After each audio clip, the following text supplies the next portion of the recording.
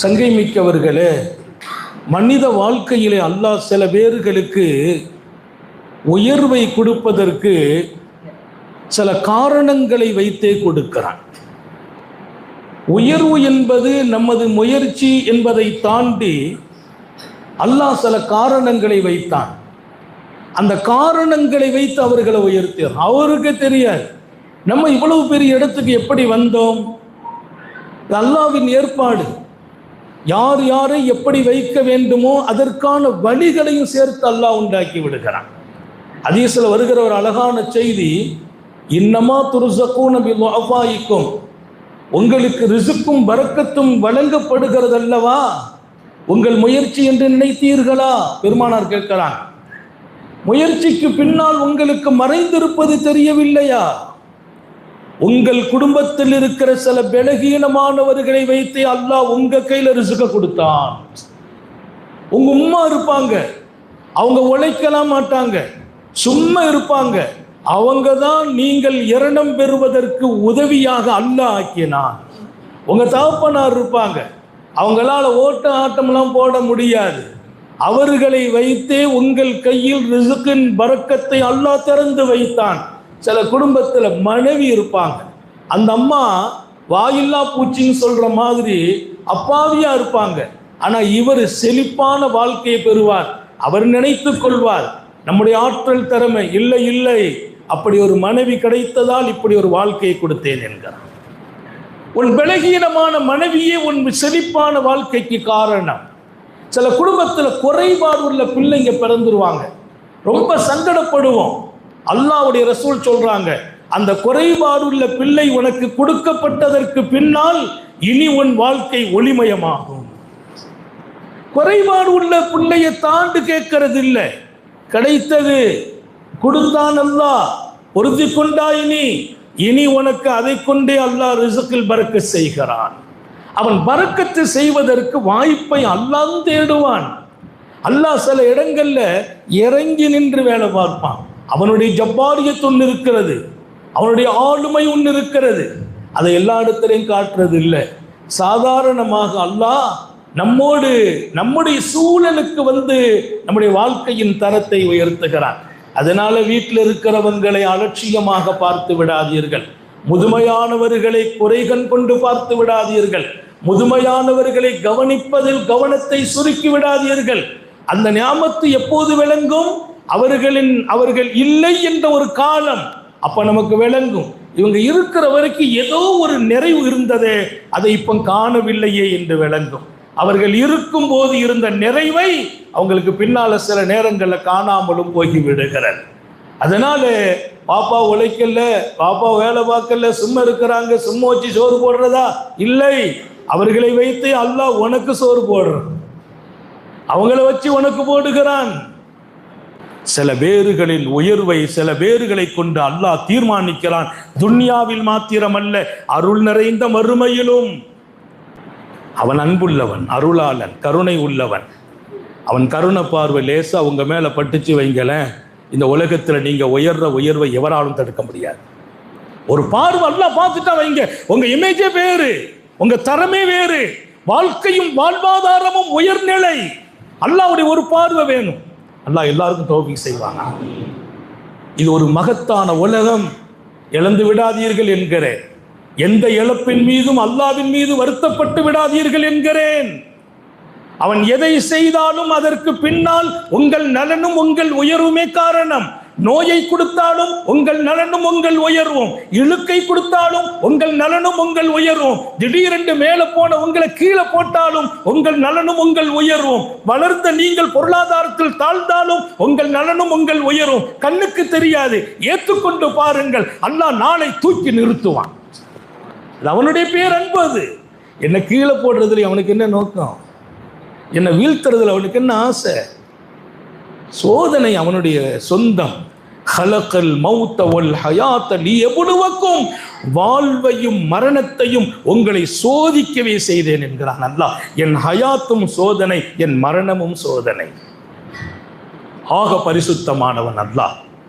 சில காரணங்களை கொண்டு சில காரியங்களை நடத்தி கொண்டிருக்கிறான். அவனுக்கு காரணம்லாம் வேண்டியதில்லை, எதையும் அவன் நினைச்ச மாதிரி நடத்த முடியும். குர்ஆன்ல ஒத்த வரியில சொன்னான், ஃபஅலுல் லிமா யுரீத், அவன் எதை நாடினாலும் செய்து முடிப்பான் என்கிறான். அவன் நாடியதை செய்து முடிக்கும் வல்ல மிகப்பெரிய வலிமை மிக்கவன்.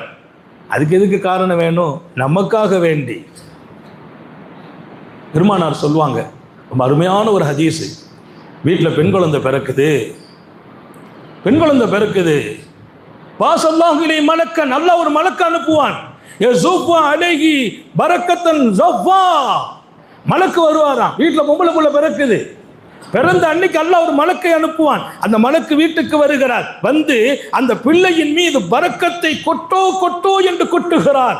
யஸுஃபு அலைஹி பரக்கத்தன் ஸஃபா, அல்லாஹ் சொல்வான், பரக்கத்தை கொட்டுங்கள் அந்த பெண் பிள்ளைக்கு. நம்ம நினைச்சிட்டு இருக்கோம் பெண் குழந்தை பிறந்துட்டுனா நிறைய பேருக்கு பிடிக்கலங்கிறத விட மாமியாருக்கு பிடிக்கல, அந்த அம்மா பொண்ணுங்கிறது கூட மறந்துட்டு. மாமியாருக்கு பிடிக்கல, மகனை கூப்பிட்டு சத்தம் போடுது, பொஞ்சார் என்ன பொம்பளை புள்ள பெற்றுட்டாலே, ரெண்டு தடவையும் பெண் பெற்றுட்டு இருக்குதுன்னா அவன் நம்ம சொந்த மாட்டா கொண்டு வரோம், இதில் கடையில் வாங்கிட்டு வந்தோம்மா. தாய்மார்களுக்கு சொல்கிறேன், அல்லாவின் பேரருளை விட்டு வெளியில போயிடாதீர்கள். உங்கள் மீது அவன் அன்பு வைத்த காரணத்திற்காகவே பெண் குழந்தையை லேசா நினைத்து விடாதீர்கள். உங்கள் எதிர்காலத்தை தீர்மானிக்கிற பவரை பொம்பளை பிள்ளை கையில கொடுக்கிறான்.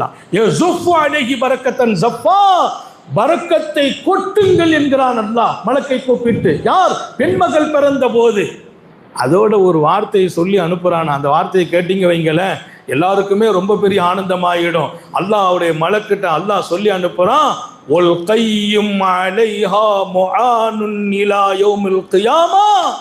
அந்த பெண்ணை பராமரிப்பதற்கும் அந்த பெண்ணை வளர்ப்பதற்கும் அந்த குழந்தையை பின்னால் யார் பொறுப்பெடுக்கிறார்களோ, கண்கலங்காமல் காக்கிறார்களோ அத்தனை பேருக்கும் கியாமத் வரைக்கும் அல்லாஹ்வின் புறத்திலிருந்து உதவி செய்யப்படும்.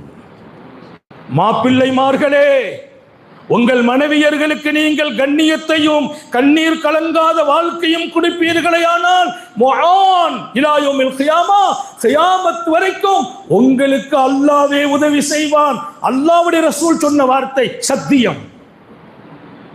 நம்ம பிறந்த பெண்ணா இருக்கட்டும், நம்ம கையை பிடிச்ச பெண்ணா இருக்கட்டும், நம்மை பெற்ற தாயாக இருக்கட்டும், என் உடன் பிறந்த சகோதரியா இருக்கட்டும், ஒரு பெண்ணை பராமரித்து அவளை தூக்கி நிறுத்துகிற ஒரு மனிதனுக்கு உதவி செய்வது அல்லாஹ்வின் வேலை.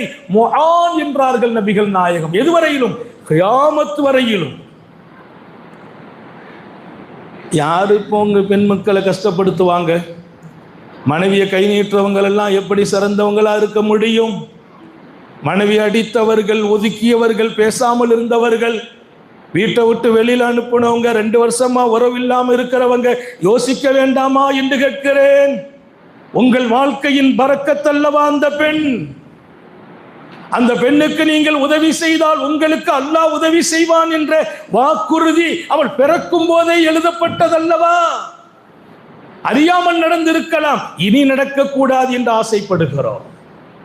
அறியாமல் நடந்திருக்கலாம், இனி நடக்கக்கூடாது. அதனால பெண்கள் விஷயத்தில் அத ரசூலுல்லாஹ் சக்கராத்துல சொன்ன வார்த்தை ஆழமான பொருளை வச்சு சொன்னாங்க. மெம்பர்ல தூக்கி உட்கார வைக்கிது பெருமானார் உட்கார்ந்தாங்க. உட்கார்ந்தோன்னு சொன்னாங்க, இத்தகுல்லாஹ் ஃபின்னிசா, பெண்கள் விஷயத்தில் அல்லாஹ்வை பயந்து கொள்ளுங்கள். அது எல்லாத்தையும் உள்ளடக்கிய வார்த்தை. ஒரு பெண் அவளை பாதுகாக்கிற போதெல்லாம் நீங்க உயர்கிறீர்கள், உதவி செய்யப்படுகிறீர்கள்.